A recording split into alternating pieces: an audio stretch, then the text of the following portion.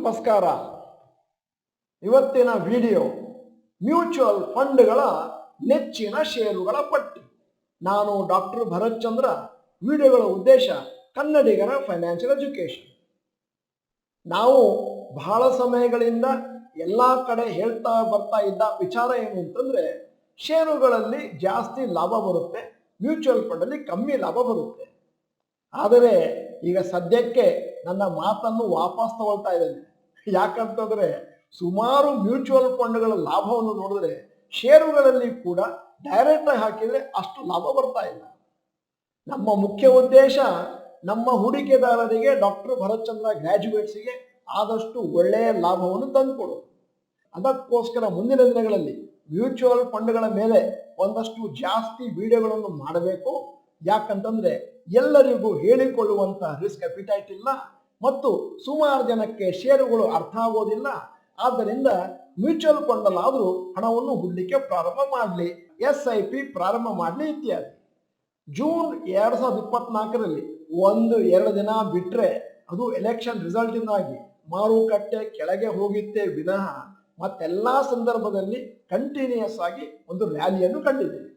ಇತ್ತೀಚಿನ ದಿನಗಳಲ್ಲಿ ನಾವು ಮ್ಯೂಚುವಲ್ ಫಂಡಿನ ಖರೀದಾರಿಯನ್ನು ಗಮನಿಸಿದ್ದೇವೆ.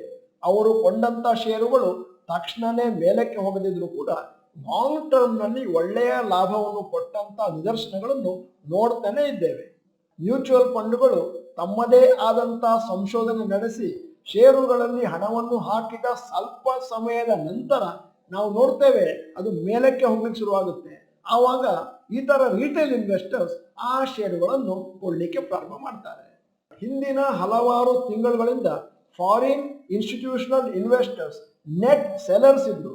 ಕಳೆದ 2 ತಿಂಗಳಿಂದ ನಮ್ಮ ಮಾರುಕಟ್ಟೆಯಲ್ಲಿ ನೆಟ್ ಬಯರ್ಸ್ ಆಗಿದ್ದಾರೆ. ಆದರೆ ನಮ್ಮ ಡೊಮೆಸ್ಟಿಕ್ ಇನ್ಸ್ಟಿಟ್ಯೂಷನಲ್ ಇನ್ವೆಸ್ಟರ್ಸ್ ಮೊದಲಿಂದಲೂ ಖರೀದಾರಿ ಮಾಡ್ತಾ ಇದ್ದಾರೆ ಮತ್ತು ನೆಟ್ ಬಯರ್ಸ್ ಆಗಿಯೇ ಉಳಿದಿದ್ದಾರೆ. ಮ್ಯೂಚುವಲ್ ಫಂಡ್ ಮ್ಯಾನೇಜರ್ಸ್ ಒಂದಷ್ಟು ಷೇರು ಮಾರುಕಟ್ಟೆ ಬಗೆಗೆ ಎಕ್ಸ್ಟ್ರಾ ಮಾಹಿತಿ ಮತ್ತು ನಾಲೆಜ್ ಅನ್ನು ಪಡೆದಿರ್ತಾರೆ ಮತ್ತು ಅವ್ರಿಗೆ ಗೊತ್ತು ಯಾವ ಷೇರುಗಳು ಒಳ್ಳೆ ಅಟ್ರಾಕ್ಟಿವ್ ವ್ಯಾಲ್ಯೂಗಳು ಸಿಗ್ತವೆ. ಇವತ್ತು ನಾವು ನಿಮ್ಮ ಮುಂದೆ ಒಂದು ಪಟ್ಟಿಯನ್ನಿಟ್ಟಿದ್ದೇನೆ.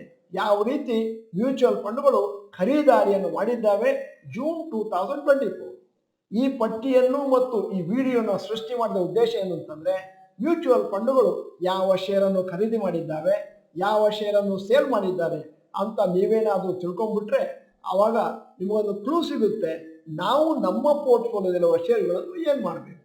ಅಂದಾಜು 6 ಮ್ಯೂಚುವಲ್ ಫಂಡ್ಗಳ top 3 stocks bought and sold ಅನ್ನುವಂತ ಮಾಹಿತಿಯನ್ನು ನಿಮ್ಮ ಮುಂದೆ ಇಡ್ತಾ ಇದ್ದೇನೆ. ಮೊದಲಿಗೆ SBI mutual fund in June 2024 purchase ಮಾಡಿರೋದು HDFC bank, Kotak Mahindra bank, MNM. Sale ಮಾಡಿರೋದು ICICI bank, Sun Pharma, SBI. Top 3 stocks bought and sold by ICICI mutual fund June 2024 purchase ಮಾಡಿರೋದು Maruti Suzuki, HDFC life, Alkem labs. Sale ಮಾಡಿರೋದು Bharti Airtel, Kotak Mahindra bank, Infosys. ಇದರ ಬಗ್ಗೆ ನೀವು ನಿಮ್ಮದೇ ಆದಂತ research ಮಾಡ್ತೀರಿ ಅಂತ ಊಹಿಸ್ಕೊಳ್ತೇನೆ. ಯಾಕಂದ್ರೆ ಭಾರತಿ ಏರ್ಟೆಲ್ ಮೇಲಕ್ಕೆ ಹೋಗ್ತಾ ಇದೆ. ಮ್ಯೂಚುವಲ್ ಫಂಡ್ಗಳು ತಿಳ್ಕೊಂಡಿರ್ಬೇಕು, ಇದು ಒಂದು ತರ ಸ್ಯಾಚುರೇಷನ್ ಲೆವೆಲ್ ಬಂದಿದೆ. ಈಗ HDFC mutual fund in June 2024 purchase ಮಾಡಿರೋದು Eicher motors, ICICI bank, Axis bank. Sale ಮಾಡಿರೋದು HIL, BEL, power finance corporation. ಈಗ 4ನೇ company Reliance Nippon mutual fund June 2024 purchase ಮಾಡಿರೋದು Indus towers, HDFC bank, doctor Reddy's lab. Sale ಮಾಡಿರೋದು InterGlobe aviation, Hero motor corp, HIL. 5ನೇ company Kotak mutual fund in June 2024 purchase ಮಾಡಿರೋದು HDFC bank, Mphasis, ICICI Lombard. Sale ಮಾಡಿರೋದು Cummins India, Maruti Suzuki, Whirlpool of India. ಮತ್ತೆ 6ನೇದು ಮತ್ತು ಕೊನೆಯ mutual fund ಬಗ್ಗೆ ನಾವು ಮಾಹಿತಿ ಕೊಡ್ತಾ ಇರೋದು UTI mutual fund June 2024 purchase ಮಾಡಿರೋದು IndusInd bank, Reliance industries, JSW steel. Sale ಮಾಡಿರೋದು BEL, ಟಾಟಾ ಸ್ಟೀಲ್ ಮತ್ತು MNM. ನೀವು ಈ ಪಟ್ಟಿಯನ್ನು ಗಮನಿಸಿದ್ರೆ ಸುಮಾರು ಮ್ಯೂಚುವಲ್ ಫಂಡ್ಗಳು HDFC ಬ್ಯಾಂಕ್ ಅನ್ನು ಜೂನ್ ತಿಂಗಳಲ್ಲಿ ಖರೀದಿ ಮಾಡಿದ್ದಾವೆ. ಆದರೂ ಕೂಡ HDFC ಬ್ಯಾಂಕು ಒಂದಷ್ಟು ಮೇಲಕ್ಕೆ ಹೋಗಿ ಪುನಃ ಕನ್ಸಾಲಿಡೇಷನ್ ಅಲ್ಲಿ ಉಳಿದಿದೆ. ಬಹುಶಃ ಮ್ಯೂಚುವಲ್ ಫಂಡ್ ಅವರು ಯೋಚನೆ ಮಾಡ್ತಾರೆ ಪಾಸಿಟಿವ್ ಬ್ರೇಕ್ಔಟ್ ಎನಿ ಟೈಮ್ ಆಗಬಹುದು. ಇನ್ನೂ ಒಂದು ಇಂಟ್ರೆಸ್ಟಿಂಗ್ ವಿಚಾರವನ್ನು ನೀವು ಗಮನಿಸಿರಬಹುದು. HAL, BEL ಮತ್ತೆ ಕೆಲವು PSU ಷೇರುಗಳನ್ನು ಮ್ಯೂಚುವಲ್ ಫಂಡ್ಗಳು ಸೇಲ್ ಮಾಡ್ಕೊಳ್ತಾ ಇದ್ದಾರೆ. ಮ್ಯೂಚುವಲ್ ಫಂಡ್ ಮ್ಯಾನೇಜರ್ಗಳು ತಮ್ಮ ಪೋರ್ಟ್ಫೋಲಿಯೋನ ಆವಾಗ ಚರ್ನ್ ಮಾಡ್ತಾ ಇರ್ತಾರೆ. ಯಾವ ರೀತಿ ತಾಯಿ ಅಡಿಗೆ ಮನೆಯಲ್ಲಿ ಮೊಸರನ್ನು ಕಡಿತಾಳೋ ಆ ಥರ. ಅದೇ ರೀತಿನೇ ನಾವು ಕೂಡ ನಮ್ಮ ಪೋರ್ಟ್ಫೋಲಿಯೋದಲ್ಲಿ ಏನಾದರೂ ಚರ್ನಿಂಗ್ ಮಾಡಬಹುದಾ ಲಾಂಗ್ ಟರ್ಮ್ ಪೋರ್ಟ್ಫೋಲಿಯೋದಲ್ಲಿ ಅಂತ ನೀವು ನಿಮ್ಮದೇ ಆದಂಥ ರಿಸರ್ಚ್ ಮಾಡಬೇಕಾಗುತ್ತೆ. ವಿಡಿಯೋದ ಕೊನೆಯಲ್ಲಿ ನಿಮ್ಮ ಜನರಲ್ ನಾಲೆಜಿಗಾಗಿ ಒಂದು ಇಂಟ್ರೆಸ್ಟಿಂಗ್ ಪ್ರಶ್ನೆ ಕೇಳ್ತಾ ಇದ್ದೇನೆ. ಭಾರತದಲ್ಲಿ ಅತಿ ಹೈಯೆಸ್ಟ್ ಅಸೆಟ್ಸ್ ಅಂಡರ್ ಮ್ಯಾನೇಜ್ಮೆಂಟ್ ಇರುವಂತ ಮ್ಯೂಚುವಲ್ ಫಂಡ್ ಯಾವುದು?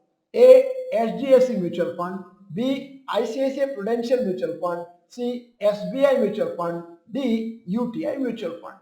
ನೀವು ನಮ್ಮ ಚಾನೆಲ್ ಮೆಂಬರ್ ಅಲ್ಲ ಅಂತಂದ್ರೆ ಇದೀಗ ಸಮಯ ಸಬ್ಸ್ಕ್ರಿಪ್ಷನ್ ಬಟನ್ ಬೆಲ್ ಐಕಾನ್ ಒತ್ತಿ. ವಿಡಿಯೋ ಚೆನ್ನಾಗಿದ್ರೆ ಲೈಕ್ ಬಟನ್ ಒತ್ತುವುದನ್ನು ಮರಿಬೇಡಿ. ವಿಡಿಯೋನ ನಿಮ್ಮ ಎಲ್ಲಾ ಸ್ನೇಹಿತರಿಗೂ ಫಾರ್ವರ್ಡ್ ಮಾಡಿ. ವಿಡಿಯೋನ ಸಂಪೂರ್ಣವಾಗಿ ನೋಡಿದ್ದಕ್ಕೆ ಧನ್ಯವಾದಗಳು. ನಮಸ್ಕಾರ.